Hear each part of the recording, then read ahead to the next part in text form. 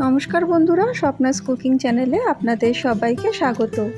দেখতে দেখতে বর্ষাকাল চলেই এসেছে, আর বর্ষাকাল মানেই ইলিশ মাছ।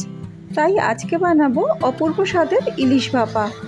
গরম গরম ভাতের সাথে ইলিশ ভাপা প্রত্যেকটা বাঙালিরই কিন্তু ভীষণ প্রিয় একটি রেসিপি। তাহলে চলুন রেসিপিটা শুরু করি। ইলিশ ভাপা তৈরি করার জন্য ইলিশ মাছ তো লাগছেই, আর তার সাথে একটা মশলার পেস্ট তৈরি করছি। তার জন্য নিয়েছি 1 চামচ কালো সর্ষে, 1 চামচ সাদা সর্ষে, 1 চামচ পোস্ত আর কয়েকটা কাঁচা লঙ্কা, সাথে নিয়েছি অল্প পরিমাণ লবণ।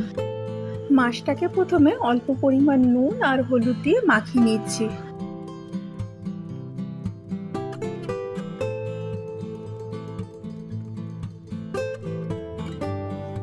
এবার মিক্সি জারের মধ্যে সাদা সর্ষে, কালো সর্ষে, পোস্ত, নুন আর কাঁচা লঙ্কা দিয়ে পেস্ট তৈরি করে নিচ্ছি। সামান্য পরিমাণ জল দিয়ে পেস্টটা তৈরি করে নিতে হবে। এখানে কাঁচা লঙ্কা আমি 4খানা দিয়েছি। আপনারা যতটা ঝাল খেতে পছন্দ করবেন ততটা লঙ্কার পরিমাণ বাড়িয়ে নিতে পারবেন। পেস্টটা একটা বাটির মধ্যে ঢেলে নিয়েছি। এবার তাতে মিশাচ্ছি চা চামচের 1 চামচ হলুদ গুঁড়ো, চা চামচের 1/2 চামচ নুন, চা চামচের 1 চামচ চিনি, বড় চামচের 1 চামচ টক দই আর দিচ্ছি বড় চামচের 1 চামচ সর্ষের তেল।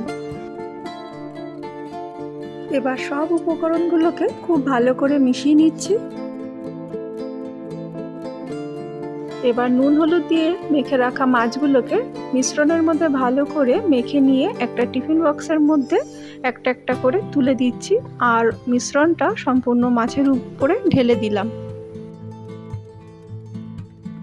এবার উপর থেকে বড় চামচের 1 চামচ সর্ষের তেল দিয়ে দিচ্ছি, আর দিচ্ছি 4টে কাঁচা লঙ্কা দিয়ে টিফিন বক্সের ঢাকনাটা আটকে দিয়ে একটা কড়াইয়ের মধ্যে কিছুটা পরিমাণ জল গরম করে নিয়ে তাতে টিফিন বক্সটা বসিয়ে দিচ্ছি এবং উপরে ঢাকনাটা আটকে দিচ্ছি।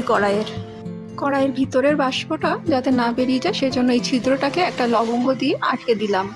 আর এই সময় গ্যাসের ফ্লেমটা একদম লো করে দিচ্ছি, আর 15 মিনিটের জন্য এটাকে ভাপে বসিয়ে দিচ্ছি।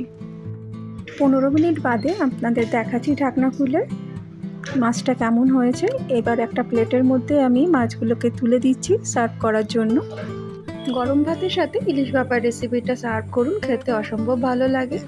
খুব সহজভাবে কম সময়ের মধ্যে কম উপকরণ দিয়ে কিভাবে এই ইলিশ ভাপা তৈরি করবেন সেটাই আজকে আমি আপনাদের করে দেখালাম। আশা করি আমার আজকের এই রেসিপিটি আপনাদের ভালো লেগে থাকবে। যদি ভালো লেগে থাকে অবশ্যই একটা লাইক, কমেন্ট আর শেয়ার করবেন। আর নতুন নতুন ভিডিও পেতে আমার চ্যানেলটা সাবস্ক্রাইব করার অনুরোধ রইল। সবাই খুব ভালো থাকবেন, সুস্থ থাকবেন। আবার দেখা হচ্ছে অন্য কোনো দিন অন্য কোনো ভিডিওতে।